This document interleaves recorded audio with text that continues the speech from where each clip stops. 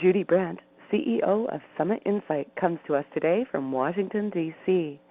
Judy is a strategic advisor for savvy business owners who want to win business with the world's biggest buyer, the U.S. government. For more than 22 years, she has counseled more than 6,000 clients who credit her advice for winning more than $300 million in government business. Judy is one of America's top experts on government contract success, bringing her clients, readers, and audience the no-nonsense insight they need to take their first steps or expand their footprint in this challenging market. The approach and tools she's about to share with us helped one client land one of the Navy's powerhouse Seaport E contracts and led a veteran-owned business to contracts worth nearly $500,000. She's been covered by national media including Business Week, Fortune Small Business, The Financial Post, Enterprising Women, and Entrepreneur Magazine, and has just received the prestigious MBE 100 Award, which recognizes the top women and minority-owned companies in the Mid-Atlantic region for entrepreneurship, community, and professional contributions and outstanding client service. Judy, the audience is all yours. Annette, thank you, and welcome everyone to 7 Steps to Success in Government Contracts Made Easier. We're delighted that you're able to join us, and please participate actively as we go along. This is the first of a 4-part online workshop from L2 Federal Resources. There are 7 steps that successful contractors in this market all take, and in the course of our 4-part series, I'm going to bring those all to you. Here they are. Strategy. Is this good business for your business? Focus. Focus or go broke. Process. How does government buy what you offer? Competition. Government's already buying something like what you offer from somebody else right now. Who are they? Why does government buy from them? And what do you offer that's special? Teaming. For a variety of reasons, both as you get started and possibly for a very long time, you get by with a little help or a lot from your friends. Who are your friends and how do you make friends? Which takes us to relationships. This is the ultimate relationship-based market. There are 5 people you need to meet in government and in industry. You'll find out who they are and how each of them can help you. All of those 6 steps take you to the decisions you'll make on marketing. And so those are the steps we're going to go through in our 4-part series. Today, we're really going to start with the tip of the iceberg. Remember how much of that iceberg is below the surface? 90%. And so really, throughout this series, we're covering the tip of the iceberg, but you'll get a sense of how much more you'll want to cover and where you'll want to start when you want to explore the things that most people don't even think about when they want to come into this market. You'll know where they are and how to avoid the dangers. In this segment today, we're going to talk about keys to readiness for government contracts. How long does it take to win those first contracts? How to size up the ideal opportunity for you. I'm going to provide a strategy development framework and some tools that you can use as you're figuring out what are your next steps. And we have a volunteer who has offered to have a live strategy discussion with us so you can get a sense of how these tools and thought process work today. I'm very excited by that, and I think you'll be surprised as well by the kind of opportunities that we discover for kind of a company that you might not thought would be approaching government business. We'll give you the key question you'll need to focus on good opportunities and discover how to pick top prospects. That's what we've got ahead of us today. Today's session then is setting the stage for success and for long-term growth. Step 1, strategy. And step 2, focus. The emphasis in this unit in step 1 is how does government business fit your business? Is this good business for your business? And if so, what next? Here's the keys when you're thinking about, am I ready to take on this market? First, you own an established business. Government contracts are not a great opportunity for startups. If your company is just getting started, Welcome to this call. I'm glad you're here. Please remember that the road to government contracts may not be the first one that you travel in business development as you grow your business through its initial stages. This may be a great time to find out more and to begin your research and to lay your foundation. Typically, companies that are successful in government contracts have at least a couple of years of experience under their belt in selling to commercial customers. Second thing, your company is positioned for growth. You've thought about your path for growth, and selling to government is core to your strategy for growing your company. Third, past performance. You've got a track record, whether that's with purely commercial customers, perhaps as a subcontractor, maybe with state and local government, or doing a couple of small federal contracts. You've got a track record. You can show your stuff so people can feel comfortable with what you're proposing to do for them. Relationships. You don't already know the people you're going to need to know, but at least you have a strong understanding that developing government business is very much based on the strength of the relationships and the trust in those relationships that you can build. If you're really a very technical-based leader, then that's okay. In your company, you're still going to need to have strong reliance on the people who genuinely like building relationships and are the people in your company. Working capital. Have you hugged your banker lately? I mean, after last year, they probably need it. But seriously, do you have a working capital line of credit?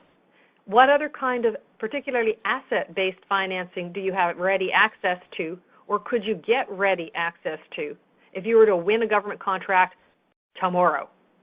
Which takes me to capacity. Even if I had the ability to award you your dream contract right now, how big a job could you really deliver right now? Because a government buyer wants to know, what can you do right now? Not, oh, I'll hire some people and I'll get some space and I'll be ready. Really, all you have to do is award me the contract. Doesn't work that way. It's the other way around. You've got to show you're ready first.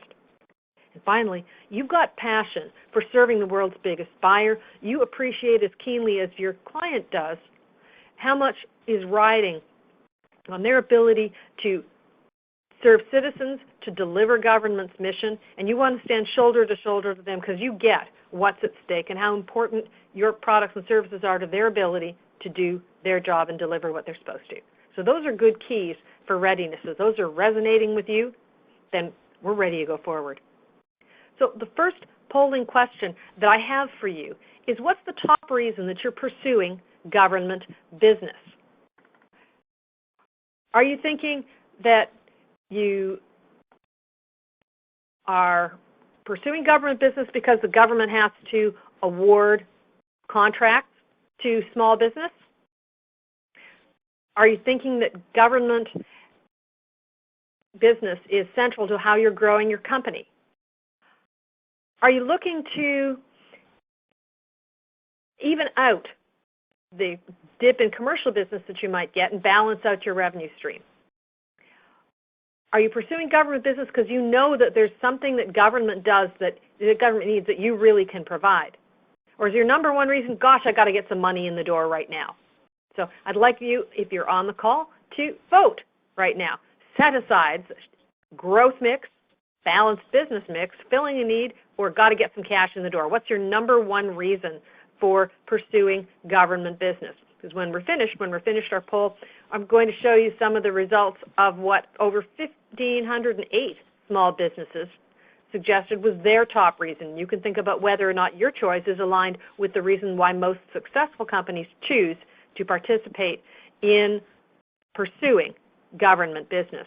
So once again, top reason you're pursuing government business. Government is that the government has to award business to small business, that you really want government business to drive your growth, that you want to level out the dips in your business mix, that you have something you know a government buyer needs right now, or you really want to get some cash in the door.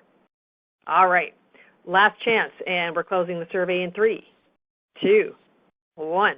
And let's see what the results say.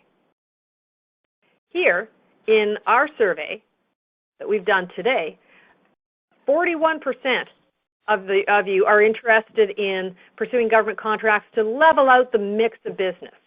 level and make sure there's less of a dip. The second most popular reason then, at 35%, is that you think the government business can help grow your business.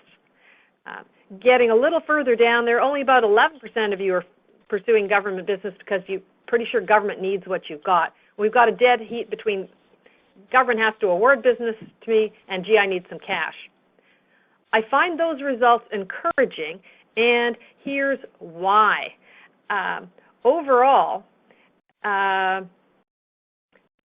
when we look at the reasons why companies surveyed pursued government business, over 70% of successful companies surveyed said that winning government business either was aligned with their growth plans or their offering of products or services fit what a specific government buyer needs. Interestingly, only 16% of successful companies said that they were pursuing government contracts as a buffer for their business cycle. So think about the reason why you really want to go into government contracting. The people who are succeeding say that it's aligned with growth or they've targeted and focused. Interesting. People want to know how much time and money is it going to take me to win this business. Here's the deal. The survey suggested that it takes 19.6 months, and just about 20 months to win your first federal contract, and small businesses report spending an average of $86,124 on that road to success. There's good news and bad news. I suppose if you wanted to do a rough thumbnail sketch of the resources it's going to take, I don't do math in public very often, but let's say for round numbers, $80,000, 20 months, that's $4,000 a month. Where would you find another $4,000 a month to spend on various kinds of business development, $4,000 a month for 20 months on the way to winning government business? The good news is that you couldn't cut a check for $4,000 a month and then go land a contract in month 20 anyway. Government business cycle means there are busy and less busy, more and less cash-intensive points of the business cycle, and make of that what you will. By attending this webinar, you're at least on the road to staying on the low side of that curve, and that's good news for you. Now, here's the thing to think about. What would be your ideal government contract? Because while there's no such thing as low-hanging fruit, the closest thing that you get to that really is this. Think about your sweet spot client right now. The kind of problem you solve for that client, how big the job is, how long the project runs, maybe what government agency it is, or what type of organization it is. What's the project worth? What problem are you solving for them? You know it's your sweet spot client because the product or service that you're providing is right up the center core of why your company exists, why you get up in the morning. This is the client who pays you on time, tells you they love you, comes back for more, sends their friends.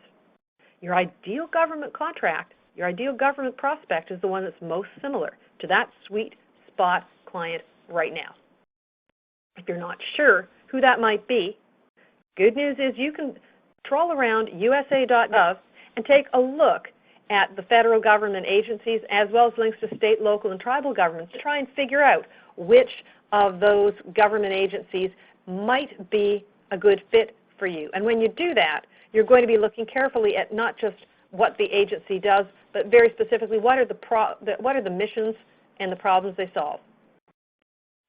As you're developing business, you want to be thinking about how it is that you're going to transition from the business base you have now to the business base and government contracts that you want. For example, think about your business mix right now. What mix of commercial business to government business do you have now? What would it be in year one? What would it be 2 years from now? It's important to set those goals, and as well to set a split between how much prime contracting and subcontracting business do you want to do.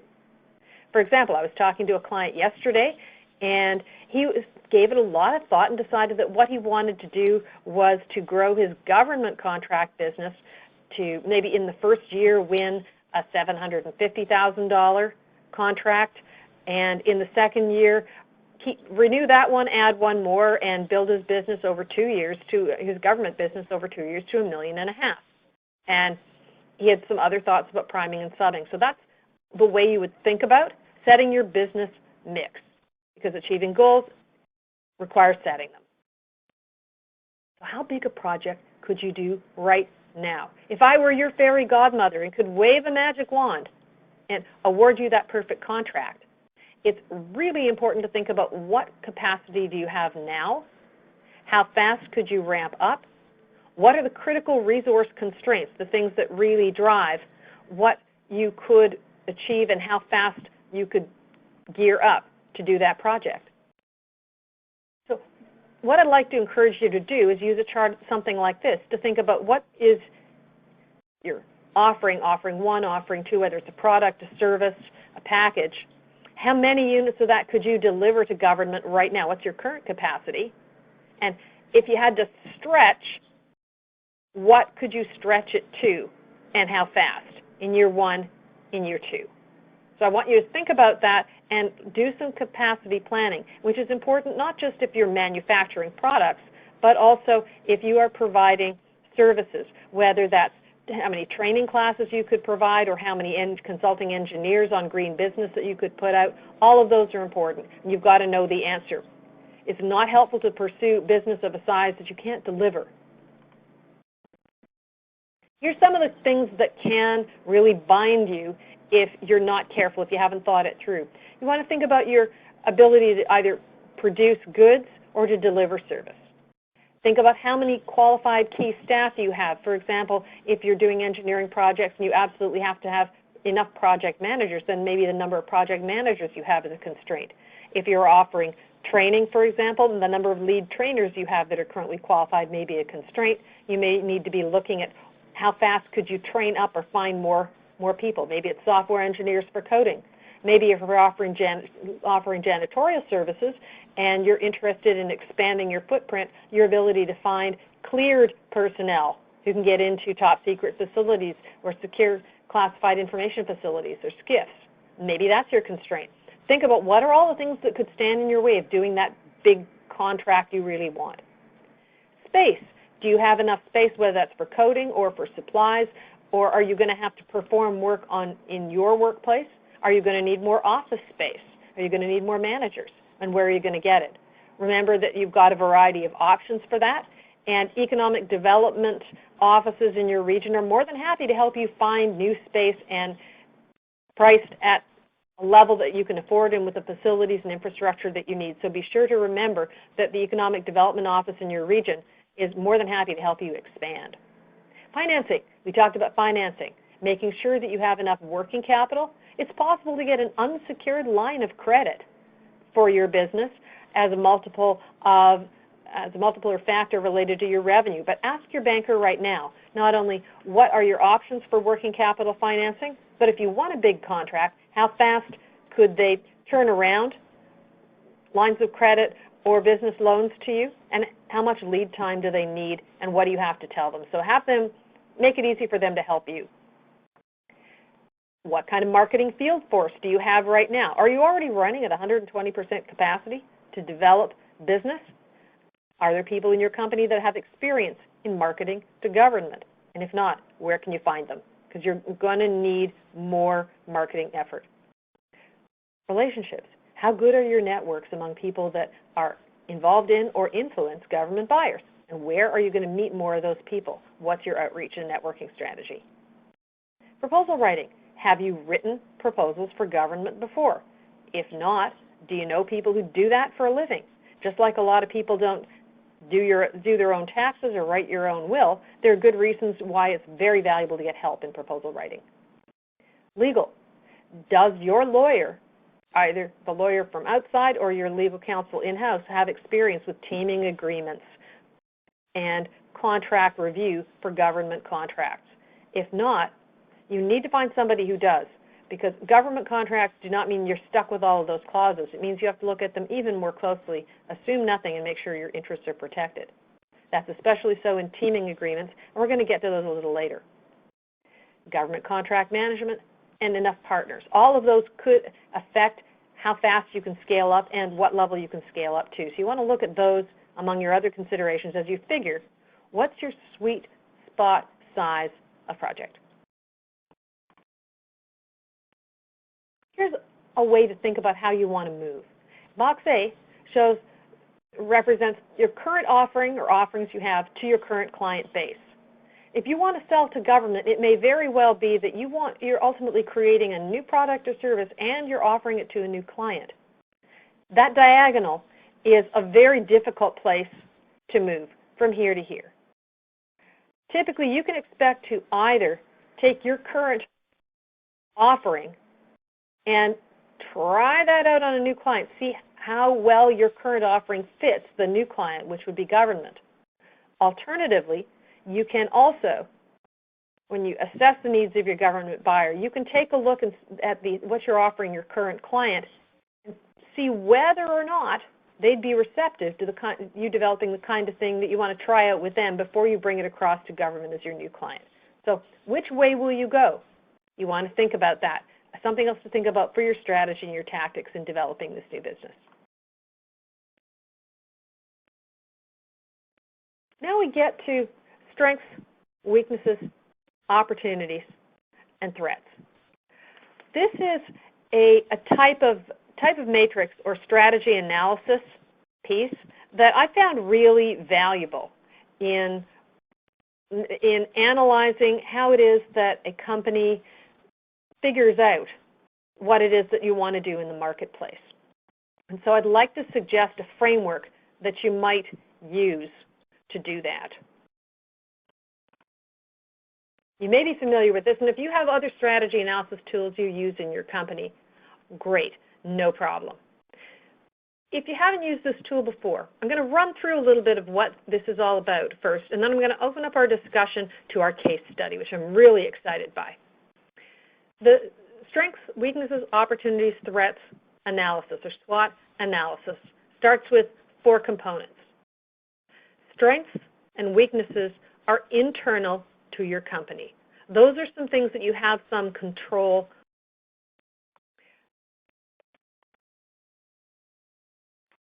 Those can include things related to your finances, your offerings. Hold on for just a second.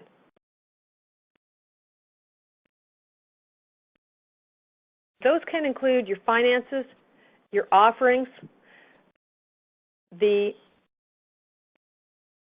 way that you market, the kind of financing that you have.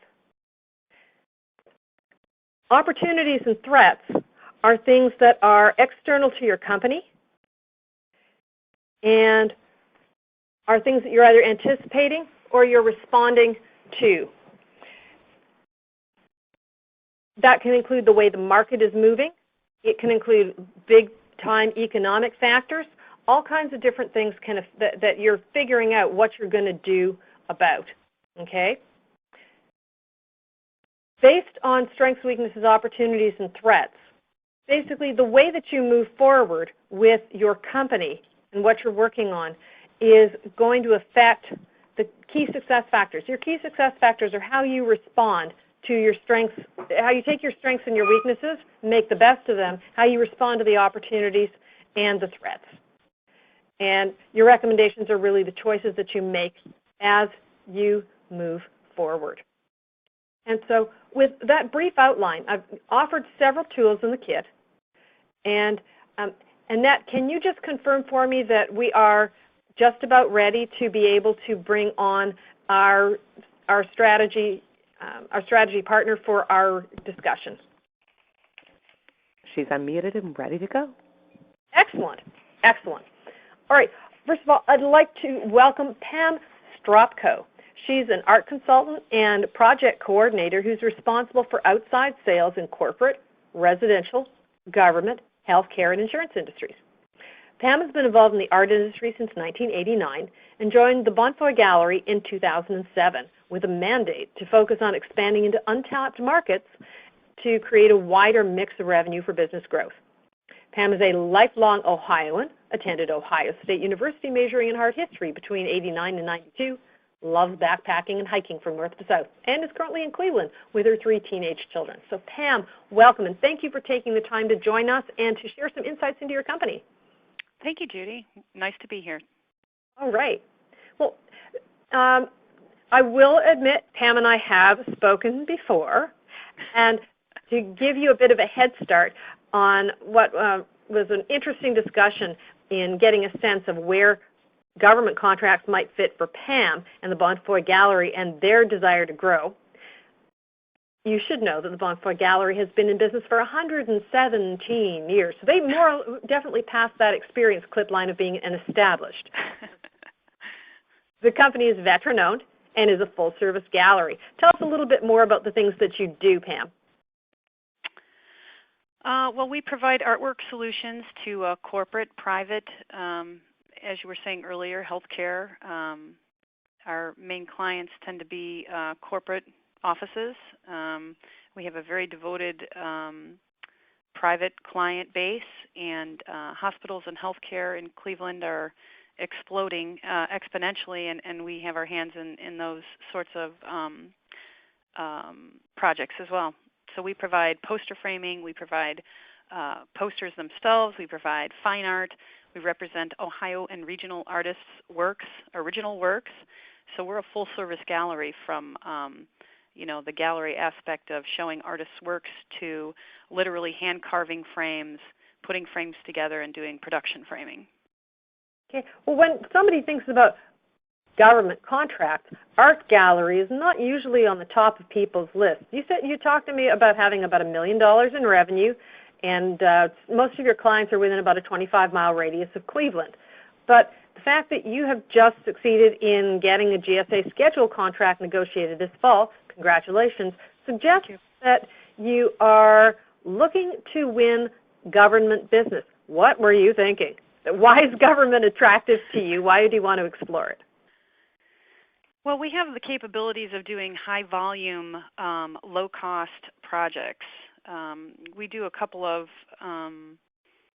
projects with a designer out of Washington and their retirement communities, and they go through our system pretty fluidly, and we meet her price point and make it real easy for her to do business with us. So I know that the government has to have artwork, when they do renovations, when they do new builds. You really need to have artwork to help people feel more at home. So I know it's a big potential growth opportunity for us.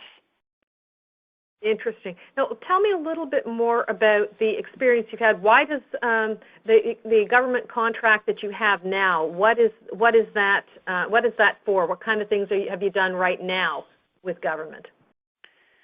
Well, right now we do local government, the Cleveland area. We've had our hands in the restoration and repair work of pieces of portraiture that are in the main offices and judicial chambers. So people come to us to have us commission artists to do portraits of judges and senators and folks of importance. And so we do a lot of that work with the government right now. There doesn't seem to be a very big avenue for growth in putting artwork, per se, up in the Cleveland area. Mm-hmm. And no, you talked about being about $1 million business right now. How has your business been growing over the last 5 years, say? The recession notwithstanding, what's been the growth curve for your business so far, and how is that really affecting your interest in government business right now? I would say the growth curve is coming from the large volume projects, the poster art that we do for hospitals and healthcare. That seems to be an exploding field, and so we're providing, large volume jobs, which is a good thing. So that's how I see us moving into the government contracting venue, specifically because we can handle those kind of jobs. We're not just a fine art framing portrait place that does restoration. We can do these large volume projects very easily. All right. So when you think about the box that we showed earlier, when you are thinking about I know what I was moving to. When you're thinking about this box, then you've got a current offering to current clients, and you're thinking about then creating a new offering to new clients. Which of these boxes are you moving to then when you think about your current clients? You're looking to create a new offering for your current clients or take your current offering to new clients? Well, I think there's two ways to do that. We do something and we do it well, which is high volume framing, so that would be our current offering. The new clients are the government potential business partners, and the current clients that we have, it would be a new offering. So the relationships that we already have with the state and local government here in Cleveland, it would be a new offering, which doesn't seem to be shaking out very well. So a new offering to a new client, that I think we discussed that before, but I honestly feel that it's a current offering with a new client, so it's in the B, Good. B box. And so by looking at from what you're seeing, and this is interesting because this is coming out in a different way, when you looked at your current business mix and you looked at where the growth is in your current business mix. So when we were looking at your mix of government and commercial, you were telling me that you've had a devoted private sector clientele. When you talked about your mix, tell me a little bit more about what that mix is today between government, commercial, and private. Well, I would say right now the government is about 10%, and we had talked about using getting access to those government potential clients with interior designers, and we were doing the portrait and the restoration part. But 45 probably is commercial. We do a lot of corporate offices and buildings, and then I would have to say the other 45 are the private collectors, Mm-hmm. The people who have been long-term patrons of our establishment and know all of the high-quality, specific things that we can do for them. In the sense of hand carving a frame or regilding a family frame that's been with their family for 100 years or some such thing, of manufacturing, specific requirements that they have, basically. I mean, we can customize anything. Mm-hmm. That's one of the things that we're known for. Right. And so while 45% of your base has been with private collectors, and you talked about them, really people who collect pieces, and they're asking you for a mix of framed work and sculpture, some investment and some decorative, and about half of that is custom framing. You said, they love us. We're the Cadillac of framing. We have decades-old relationships. They love our service, our attention to detail. They can handle everything. That sounds like a great place to expand, but what's the weakness there? Well, they're aging. The collectors that know and appreciate us are an aging population, and so there's no real growth there. All right. So that is actually a real weakness in the business right now, and so that means that's driving where you're choosing to expand. Correct. Well, when we talked a little bit about what kind of problem do you solve, and right now, when the kind of problem you're solving for that 10% of your government client base right now is really as a curator of institutional heritage, if you're doing portraits and restoration. At the federal level, they already have people doing portraits of the presidents and the Supreme Court justices. So you'd be looking to solve a different kind of problem. And part of what I think you're noticing from the growth in institutional hospitals and universities, what's the kind of problem that you solve for them? And is that a kind of a problem that government offices might have as well? Well, I think what we're solving for them is a one-stop shop. I mean, we select the artwork, we frame the artwork, we do it all under one roof, we store the artwork, we can install the artwork. So I think, when you're looking at it from being a problem solving, what problem do we solve? We are a one-stop shop. We don't do pieces, parts of any project. We don't do the project and then ship it to you, and it's your deal how to get it up on the wall. So how that could possibly transpose itself over into the government contracting. I just recently responded to a bid for several hundred pieces of artwork for a barracks facility in I'm sorry, I can't remember exactly where it was, but I'm up against people who do this all the time, and what I was offering is the same thing as what they're offering. So I obviously need to figure out how best I can present what we have to offer in a better light than how they're offering. You know what I mean? I do. Did you actually bid as a prime contractor? I did. Did you get a debriefing? I asked several times and was not given that opportunity. Bummer. It's good that you do, and we'll talk a little bit more about that in the process segment next week. I want to back up, though, and come back to art. You talked about being a one-stop shop, but that presumes somebody knows, why would you want art? I mean, government offices, why should the government offices, institutions, what does art do? In the corporate side, you talked about the problem you solve for your corporate clients being reinforcing brand image, starting conversations. Great. That doesn't help. Starting conversations in the lobby doesn't help a government necessarily achieve its missions once you get out of the State Department main lobby or really representational art. For your average government office or large building, why do they want or need art? Morale isn't worth that much. Government employees get paid. Why don't you send them home? Why do they want art, and why would that be important for them? Well, on one level, it's very pragmatic. They need to have their rules and regulations up in a nice way. They can't thumbtack something to the wall. They need it to be up there safely. They need it to be up there easily read. So in one sense, they do have things that they need to have in each building, on each floor, near each elevator, near each so, that is something that we can provide for them, and what is necessary. They have to have those things. That's framing of functional items. That's a communication support. Right. Correct? Okay. Yes. You talked about navigation for a minute, and that was fascinating to me. Do you remember what we were talking about for navigation in hospitals or getting around? Wayfinding, yes.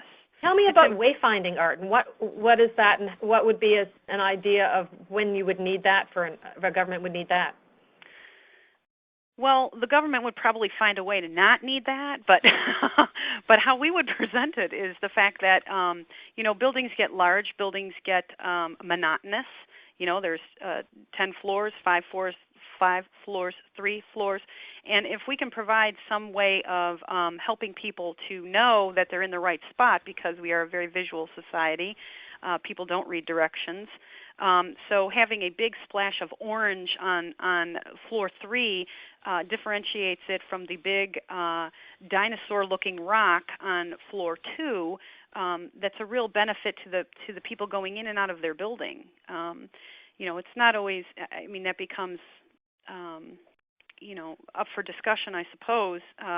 But in hospitals and healthcare facilities, it's vitally important that clients feel comfortable. And when they're going to the same floor for a whole week in a row, what makes them sort of comfortable and not have to think is the fact that when they walk off, they see the really beautiful photograph of a Cleveland sunset, or that really cool picture that has the bicycle in the tree. It makes people feel comfortable and familiar, and then it helps things run smoother. Cool. We've talked a little bit about your business mix. Let's go through the SWOT analysis: strengths, weaknesses, opportunities, and threats. And so tell me a little bit more, when you thought about the strengths right now of the Bonfoey Gallery and things that you can leverage or build on, tell me what you think some of those are, the things that are strong and the things that can even set you apart from your competitors. Well, we are the largest and oldest art and framing gallery in Cleveland, and we have access to unique regional artists producing original work So we are a strong Ohio business. We're full service. We can do everything and anything that has to do with artwork or displaying artwork or installation or anything that people bring us, we can manage to figure out for them. So they don't need to go to 4 different places or know who to go to. We know who to go to.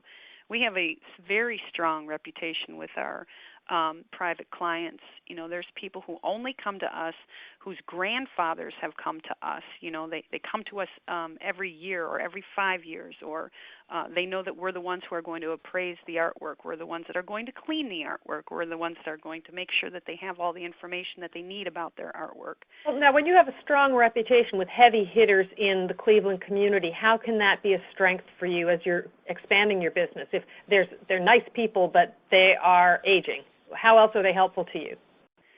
We could use them for referrals. That's something that we had discussed.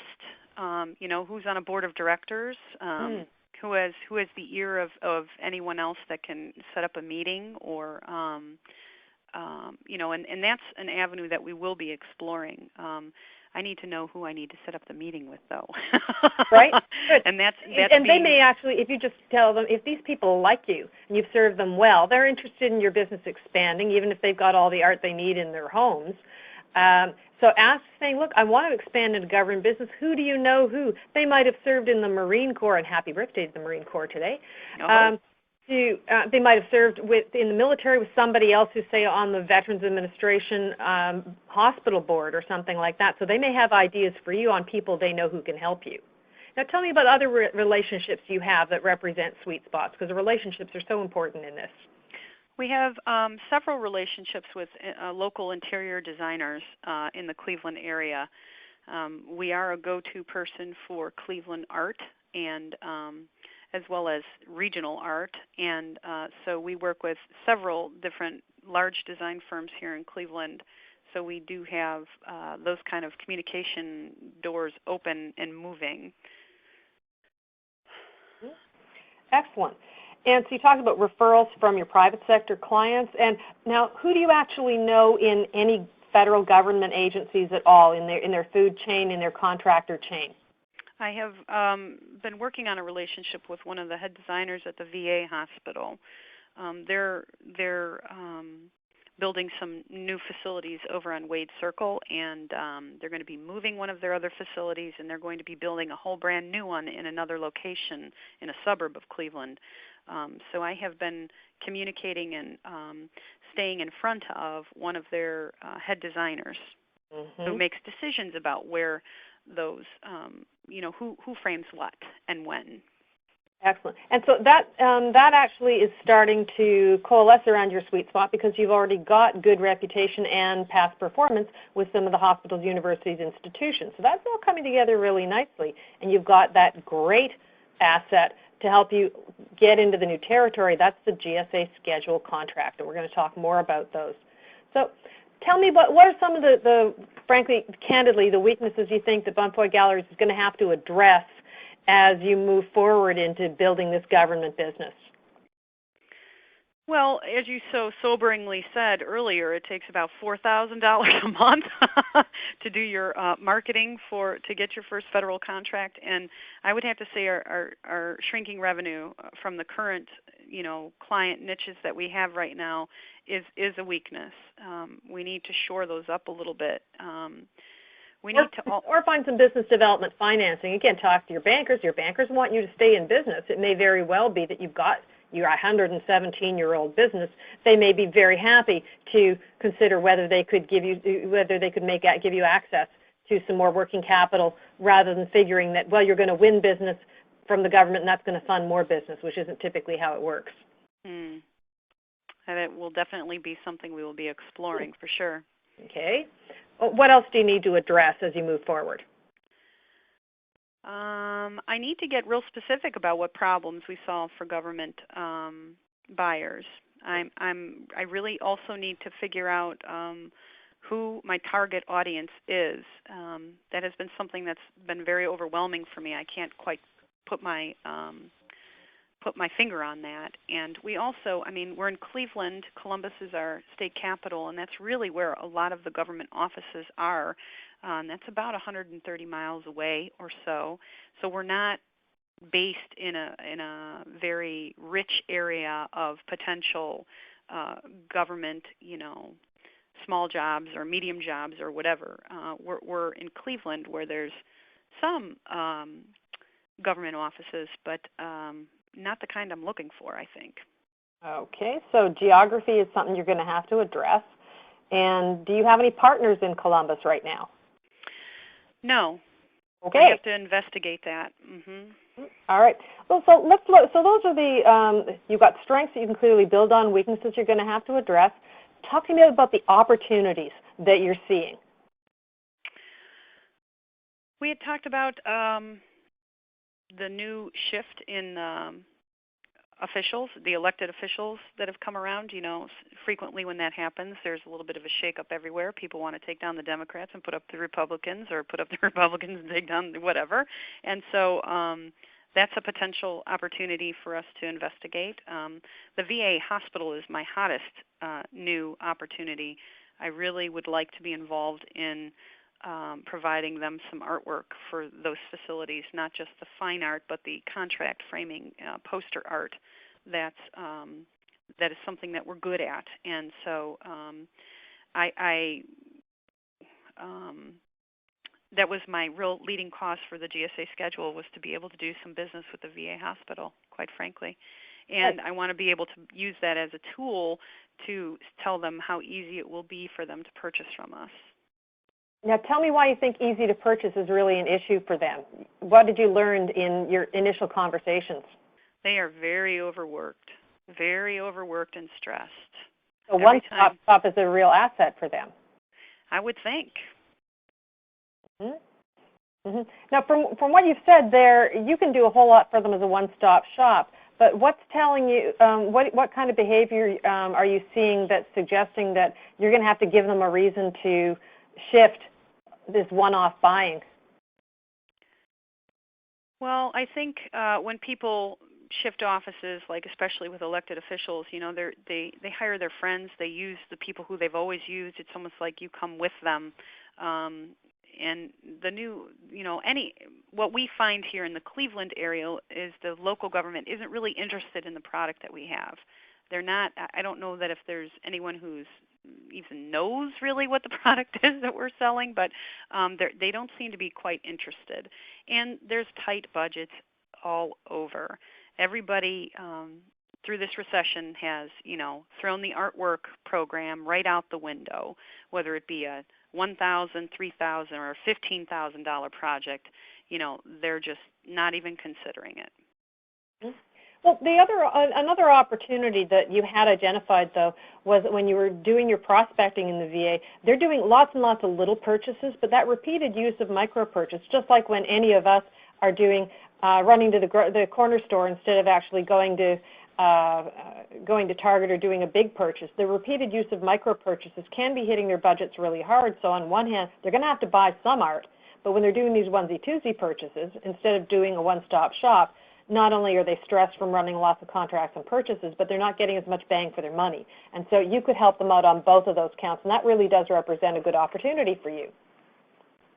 Yes, I'm going to push that one. I think that has to be delicately talked about, though. It's all about the strength of the relationships. Yes.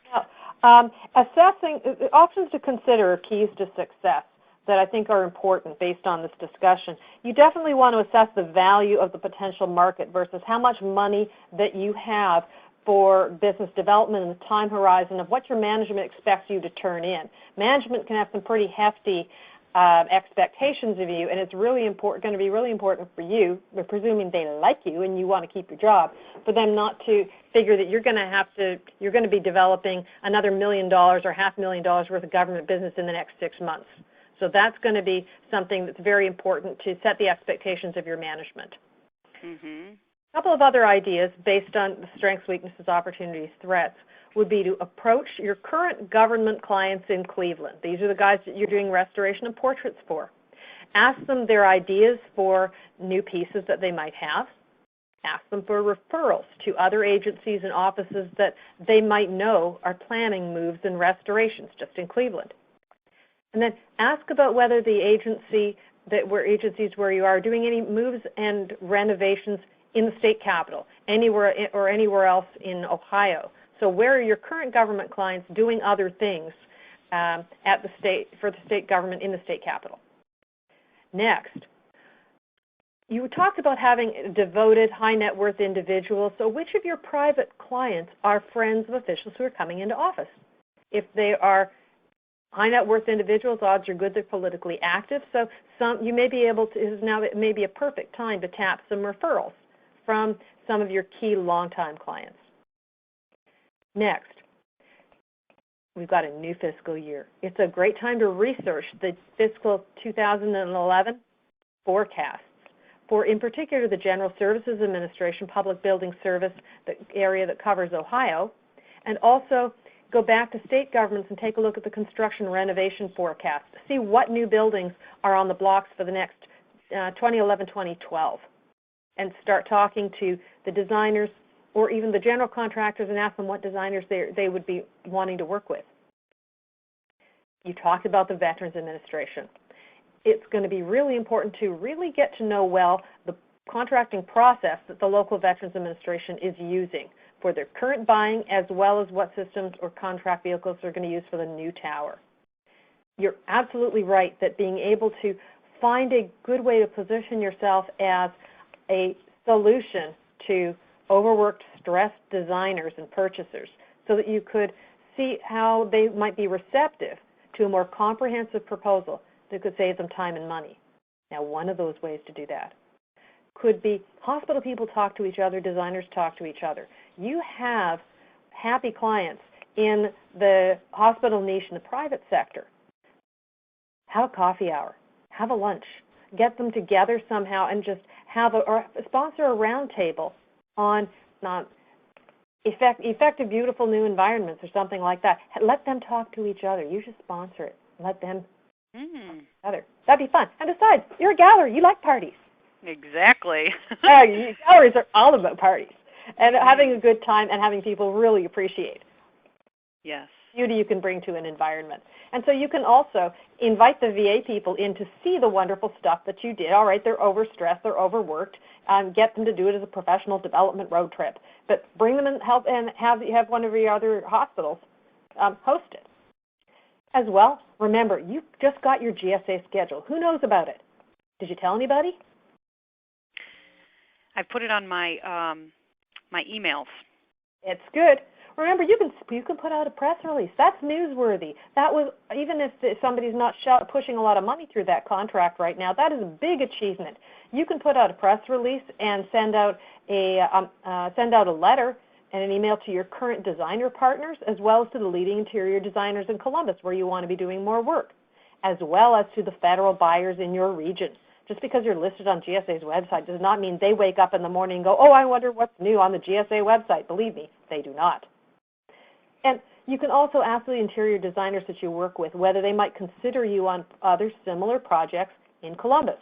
So remember, you've been offering your current offerings in the commercial sector to clients in a new geographic location. You build some projects that in Columbus, prospects don't have to travel 130 miles to see. They can just go around the block. That starts to raise your visibility and credibility in Columbus. What do you think? I think those are excellent suggestions. You're going to have some fun. At least you have some idea of how to focus some of your efforts, Pam. And I really enjoyed exploring this. I enjoyed the discussion and the possibilities that we actually managed to develop. And this took about 90 minutes total on the phone to kind of bring some of these ideas out. But a couple of hours got us considerably up the curve and really helped to focus what are the really important questions to ask right now rather than just wandering all over the map. And what did you find valuable about all that? Oh, my goodness. The whole process was, half the problem is not knowing what to ask for. And this information definitely broke things down to the nuts and bolts of really using the assets that I have. And we have many. I didn't realize that. We have many things to build upon. Prior to us having this conversation about this, I was just looking on the, websites and getting lost and getting frustrated and getting like, how is somebody supposed to be able to do business with the federal government? I'm a small business. This GSA contract is a total small business set aside. This should be easier. And I didn't realize that what I needed to do was look inside at our place first. And then from here, I have a framework now in which to wiggle around, look around, test the waters, go forward, and keep on throwing out proposals to see what happens. And that is music to my ears, and I think you're absolutely right. I think that can really, really help. So thank you, because that takes us to the next part, the next step, the secret of the sweet spot, and that's focus. And you really got a sense of that from our dialogue with Pam. One of the things that came out of the recent study done by Open by American Express and their Victory in Procurement program is this: the most successful contractors are more active bidders. But there's something this chart isn't really telling you. If the most successful bidders make an average of 20 proposals, the average number of bids in the past 3 years, they're making 20 proposals in order to win something. That means their success rate is 5%. 5%. So that cost of that one win includes the cost of losing the other 19. Think about it. You could do better. So let's look at that for a second. If you are already doing business with government, how often are your proposals successful? The good news is you don't actually have to tell me in person. We can just run this handy survey. So I want you to actually fess up. If you've won government business before, how often is your proposal successful? I'd like to get a sense. Are your proposals winning under 10% of the time? 10 to 25% of the time? 26 to 50% of the time? 50 to 75% of the time, or over 3/4 of the time you're bringing home that business. We want to get a real sense of that from those of you who are on the call. And while you're weighing in, I will tell you the story of a conversation I had with a woman who was very excited. She had just won her GSA schedule contract, and although not through the GSA schedule, it actually won her first government contract. And I was thinking about putting together this session, and I thought to ask her, well, how many proposals did you make on your way to winning that first one? And she looked at me brightly and she said, 39. And I did not have the heart to point out that the price of winning that one included the cost of losing those 38. And so this is why you want to be very selective when you're responding to these government opportunities, because it's not just a numbers game. You don't just sort of throw proposals at the wall and see what sticks. If you want to win government contracts without losing your shirt, being very selective is really important. We're going to close this poll in counting down in 5, 4, 3, 2, and 1. Let's see what we have for actual results. Okay, we have right now 40% of the people on this call have between 10 to 25% success rate. That's pretty respectable. Those are hard to do. 26% of the folks here have under 10% success rate. About 20% are 51 to 75%. So we have some real pros on here, and we have one that I really want your business card. I want to know your secrets, is winning more than 75% of the time. So all really interesting. And it just gives you a sense of what the real world is like.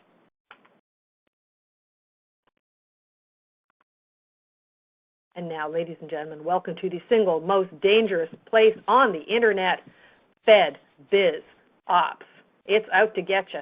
Remember that if you are making a proposal on a government opportunity, in the first place you see it is on Fed Biz Ops. And you don't know the buyer, and you don't know the incumbent, and you don't know the budget, and you don't know the competition, your odds of winning are in the single digits. I was talking to someone in my class this morning, and that is exactly the experience that she had. 5% was her success rate, and this is where she's going to find business. So she's going to change that, and now you can too. And here's how. There are opportunities long before you ever submit your first proposal, in the pre-solicitation process that FedBizOps points out to you if you know where to look. Those include requests for information. That's something the government issues when they have a general idea. We want to do a thing. We're not really sure whether or not industry can help us. What ideas do you have? Requests for information aren't an indication the government has any commitment to spend money, but they're thinking about a requirement. That is one of the ways you can influence the specification and have the buyers get to know you. In responding to a request for information, you not only have an initial point of contact, but based on the strength of what you send in, they may get in touch with you, invite you in for a capability presentation, and really start to build relationships that can position you well for when the ultimate solicitation comes out. Sources sought are very important, and here's why. Especially now, and we'll talk about this in the next segment, now that all 4 of the major small business preferences have parity, are equal. It's important to remember that the contracting officer has to find 2 or more small businesses that they feel are able to fill the requirement in order to create a set-aside. If they want to know, are there enough small businesses that can do this, they use something called a sources sought notice. So if you don't respond to the sources sought and then are bummed because there's not something that's set aside for your kind of small business, that is like being annoyed about who got elected when you didn't vote. Get out there and participate. Draft requests for proposal. That is a lot closer to suggesting government's ready to shell out some money and spend something and choose a vendor. That's another opportunity for you to get in there, see whether or not the specification looks wired for your competitor, or whether or not, frankly, the nice language in white paper on a blank sheet of paper that you sent in, actually that language got in there and is positioning you well. All of those are ways to participate in the pre-solicitation process, and here's another one. Agency forecasts. The Federal Acquisition Regulations encourage agencies to publish forecasts of opportunities that are worth more than $100,000. And the link to the vast majority of agency forecasts is through that little tiny line item in 2-point type at the very bottom right-hand corner of FedBizOps where it says Federal Agency Business Forecast. If you go on to FedBizOps and go there, you're going to get to another screen that's going to open up a pull-down menu where you can link to the agency procurement forecasts. Now, most of them are there. Some of them are not. And one of the resources that you get through this program includes a list of top hard-to-find websites for agencies that aren't really listed on this pull-down menu. For example, Health and Human Services. You go from Energy to Homeland Security to HUD. What happened to Health and Human Services? Well, their link just isn't here. That's too bad. But now you can get that and some other things that are hard to find through some of the handouts from this program. Government buyers are some of the most risk-averse on earth. They really want to look at your past performance and your client list and see themselves reflected in the kinds of projects that you do, the kind of performance that you've already racked up. They want to say, you understand me. You solved my problem for someone who looks just like me yesterday afternoon. That raises their confidence in working with you, their interest in talking to you. So being able to focus your efforts on not only agencies that need what you've got, that have a problem you can solve, but ones where you've already solved problems most like that, starts to really position you strongly for making them receptive. All right, here's the big money question. There's no such thing as low-hanging fruit, but the best key to your best opportunity in winning government business is this. Which government prospects are most like your ideal current sweet spot client? You're going to profit and keep your costs low when you focus on selected buyers who need products or services most like the sweet spot client you've got in regions of the country where you're close to or an easy stretch from where you're already doing business. So where's the next organic ripple out from that sweet spot now? That starts to help you really focus your efforts on shorter term, more high potential business. The key question to ask is not what product or service do you offer, but whose problem do you solve and who's got that problem? The critical thing is, even if you're really capable and you have broad interests and you do lots of things, it's so important to avoid what I call the kiss of death. To say, we do everything. Just call us, we'll find a way. That's not going to help you. There are thousands of companies, thousands of small businesses out there who are all hungry for business. How are you going to be remembered over them? Think about, we are the leader in. How would you finish that phrase?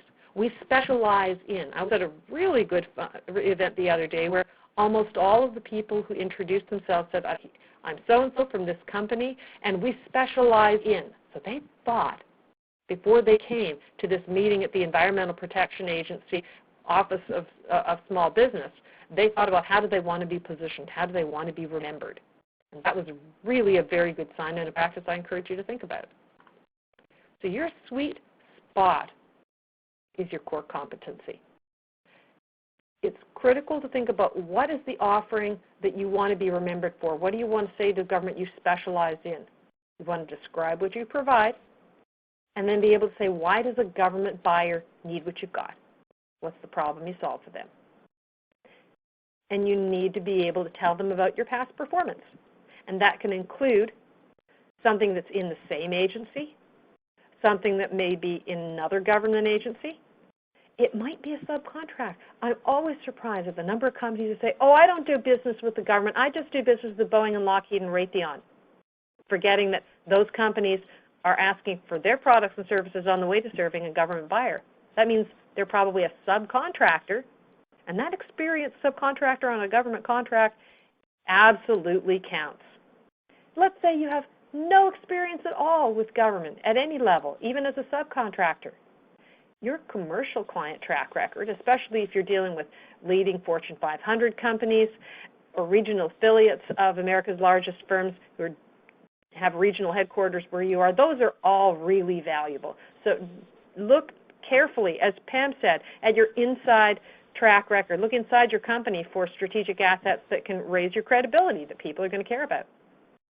If you're not sure which government agencies would be of value, would be of a fit for you, USA.gov is a place that you want to start looking in the federal agencies, state and local, tribal.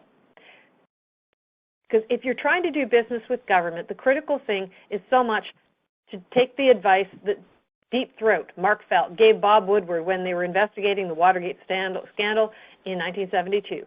Follow the money. In government, you follow the money through usaspending.gov. usaspending.gov now not only provides you with the ability to, under the advanced search, to bring up which agencies are spending how much money on which things. And notice, too, that when you're going to advanced search, you also want to just check the box for contracts. You don't really care too much right now about grants, insurance, and loans and guarantees. So go to advanced search, check contracts, and then use that search box with, say, your competitor's name or the agency name or the NAICS code or the product or service you want to get a sense of the market. You can keep doing searches until you're really narrowing it down for what you're really looking for. The other cool thing about usaspending.gov is that it's now starting, as of March, it's going to include the names not just of the prime contractors, but those prime contractors are going to have to enter the names of subcontractors. So you can really see where your competitors are. Really valuable. Keep checking that space. Federal buyers and information on them is available through agency forecasts, military budgets. White House Office of Management and Budget includes agency budget overviews where you can see where the money is likely to be spent. And as well, you can pay attention to the kind of themes that the administration is emphasizing that are driving the needs and influencing the purchase cycles for government. So very important to understand what's next for you when you're looking at focus. The next steps for strategy include knowing what factors are driving your search for government contracts. Are the forces driving you to government contracts one of those two winners? Expanding for growth, and you've got a fit between what you offer and what a government buyer needs. Those are the two winning drivers. Are they what's driving your approach to government contracting? Realistic goals. If your management is giving you 18 to 24 months to really win that first contract, then that's realistic. If you want to turn in something, especially in the next 6 months, fiscal year just started. Government spending at the federal level is very slow over the 6 months that we're in now. So be aware of that. Have a quarter-by-quarter work plan. Get some idea of what it is that you're interested in doing and what your milestones are going to be so you can see your progress, and make sure you've got enough management support for the resources, including financing as well as people, that you'll need to develop the business. Next steps for focus: determine your core competency. Figure out what's the hot spot problem that the very specific government agency has that you can solve. Where do you fit those government agencies' specific programs, missions, problems? Look at their forecasts. Who's got money for what it is that you've got? Who's going to be spending money on your products and services to solve their high priority problems? And look at the agency's priority list. Big factors that are influencing government spending right now include an emphasis on things like healthcare, particularly for returning veterans. Education, some of that can be policies and public outreach, some of it can be grants going down to state and local. Be aware of both. Fighting cyber security threats, very important, another driver. There's a push on insourcing, taking more work back in-house, but government doesn't always have the employees that they need to do that. So if you're in a staffing industry, staffing, it continues to be an expanding niche, and I keep hearing from more companies that are involved in staffing. Being able to measure program performance and goals, so program management and return on investment, tools to measure those are also going to be really important. Remember, too, that there's a 5% budget cut across the board that the administration has asked each agency to tune its budgets to. So the combination of less money coming in the top and more insourcing or government employees coming in the bottom is going to put the squeeze on current contracts. That means that existing contracts are going to, they're more likely to extend those. The power of incumbents will be greater than ever. So the importance of teaming and the importance for a new market entrant of focusing your efforts where you've got a strong fit, where what you offer is tied to one of that agency's critical missions, is going to make all the difference between success and failure, between profitability and a long haul that you eventually wish you hadn't gone on for. So there are 7 steps to success. In this unit, we've talked about strategy and focus. We've worked through an example of strengths, weaknesses, opportunities, and threats, thanks to Pam Stropko at the Bonfoey Gallery. And our next session is going to look at process. How does government do business, and how can you take advantage of all of the opportunities for marketing that are embedded in every single part of the government procurement process, from pre-solicitation through competition and post-award. And so I'd like to turn it back over to Annette so we can open up for some questions and see where we go from here. Thank you. To join the question and answer session queue, please press *1 on your telephone keypad. Please note that if you are listening to this webinar via your computer and you wish to ask a question live, you will have to dial in via the telephone.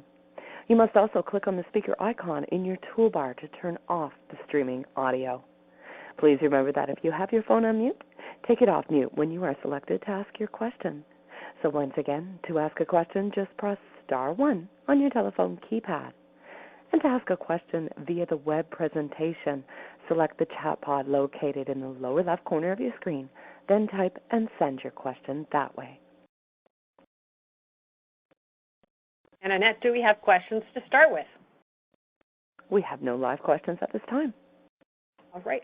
Well, one of the questions that I know had come up, that had gotten asked in our earlier prep for this, included understanding how important small business set-asides were when you're trying to focus on winnable opportunities. And that's an interesting one because there's been changes recently that mean all 4 of the major small business preferences are equal. They have parity. The question that people had about set-asides is, well, which kinds of set-asides should I go after? Can I get certified in everything? Which ones should I do first? And the critical thing, and something you can find out through looking at usaspending.gov, is to look at the track record and the buying patterns of your target agencies and to see what frequency of awards they're making to companies in the various set-aside categories and to what extent they're using set-asides in their buying. You can also look at the goaling scorecard. On the Small Business Administration's website, you can check small business goals and see which agencies are consistently underperforming in some small business categories you may be eligible for. So that's something to talk about.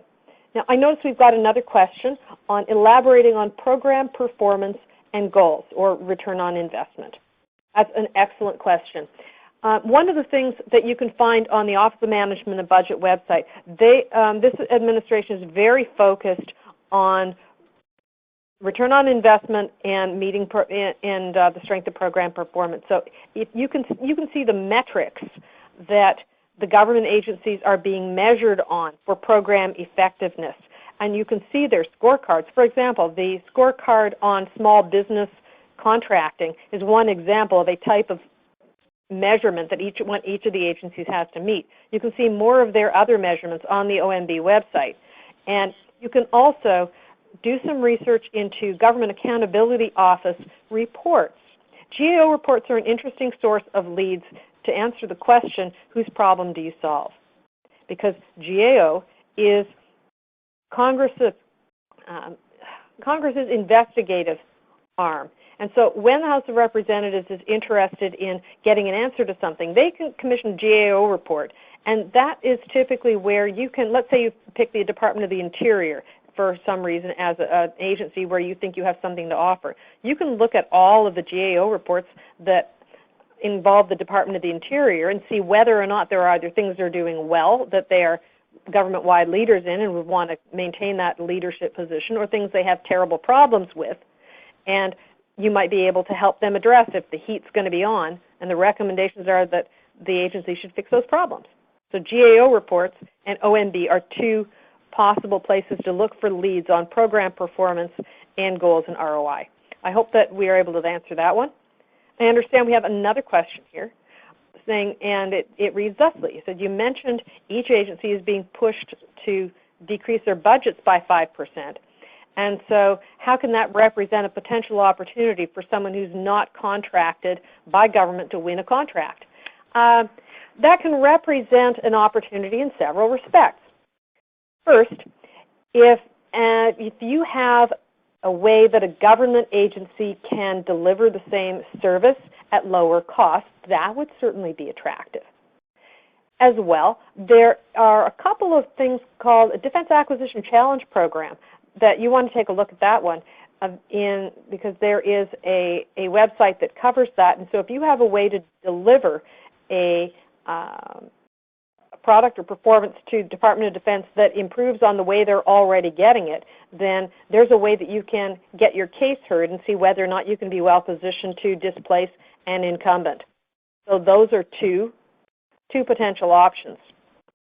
We've got another question about whether or not the proposal to cut TARP funding would impact the woman-owned business set-aside. The government is going to still hang on to its 5% goal, to award 5% of federal contract dollars to woman-owned businesses. So that's not going to change. In some ways, it's even more of a challenge, but I know that women business owners are up to it, to have this brand new set-aside for women-owned businesses. The Women-Owned Small Business Federal Contracting Assistance Program is slated for implementation by February 4th of 2011.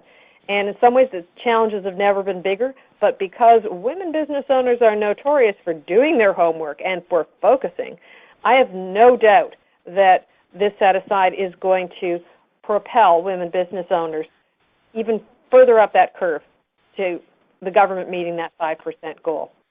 And I will be talking more about woman-owned business set-asides in our next segment on process. So I invite other questions, Annette, from the screen or from call-in. What do we have? We have no further questions. Again, to ask your live question, please press *1 on your telephone keypad. Okay, and we've got some other questions, and I think we've got a number of things that we'd also like to bring to everyone's attention as we close out. Because this is the first set of a 4-segment webinar, we've got some special resources, and we've got some other opportunities to get involved in the live discussion section of this call next time. So, Annette, why don't you tell us all about that? Excellent, thank you. And on behalf of L2 Federal Resources and Summit Insight, we'd like to extend a very special thanks to Pam Stropko for her generosity and candor in doing the live strategy analysis for all of us. We'll be sending Pam our special guest premium, a Red Hot Summit Insight Latte mug, as a token of our appreciation for her valuable contribution. As Judy mentioned, we'd hope you enjoyed this session covering strategy and focus, the first 2 of our 7 steps to success. Our next session will be entirely absorbed by step 3, process, picking the path to the sale. And that's going to cover buried treasure, the hidden secrets of the FARs, GSA schedules, avoiding the giant sucking sound, and contract vehicles you can drive all the way to the bank. We hope you enjoyed the live strategy discussion with Pam Stropko, and we'd like to feature another one of our group members on the next week's call on process. So we're calling for a volunteer who would want to explore one of the most common questions about procurement process. Do I need a GSA schedule? If you're interested in getting the answer, well, you're next week's live strategy guest. Please email Judy right away. Judy's email address is judy.brandt@summitinsight.com, or give her a call at 703-627-1074. And Judy, I'll turn it over for you. Any quick closing comments before we close out today? I think, first of all, we'd like to remind everyone in this call that you're going to be receiving our 2 bonus papers right after this presentation. And if you signed up for the 4-part series, you're going to get the DVD with the whole series shortly after we finish part 4. So hang in there. You are going to get your DVD. Second, you're going to be receiving a copy of my new book, Government Contracts Made Easier. You can see the mock-up on our slide here. I'm really excited about it, and it is now in production. So I'm not allowed to make any changes to it, and I'm not allowed to mess around with it, but I'm waiting for a production date. So I'm just as anxious as you are to get that into your hands, and we're going to share the date as soon as we know it. And finally, if you are on LinkedIn, please join my LinkedIn group, Government Contracts Made Easier, to find out about other special resources you're going to be glad you have with you on your road to success. That includes not only white papers that I offer, but it also includes recommendations for other books you'll want to have on your business success shelf. And if you can follow me on Twitter, where I do some reviews of those books as well. And you'll find all of that information on my website or email me to find out more. Back to you, Annette. Thank you, Judy. This concludes the first webinar in the 4-part series, Government Contracts Made Easier, 7 Steps to Success, presented by Judy Bradt and brought to you by L2 Federal Resources. Part 2 of the series will take place next Wednesday, and will focus on process, picking the path to the sale. Today's program is copyrighted 2010 by L2 Resources. All rights are reserved. Thank you for joining us, and you may now disconnect.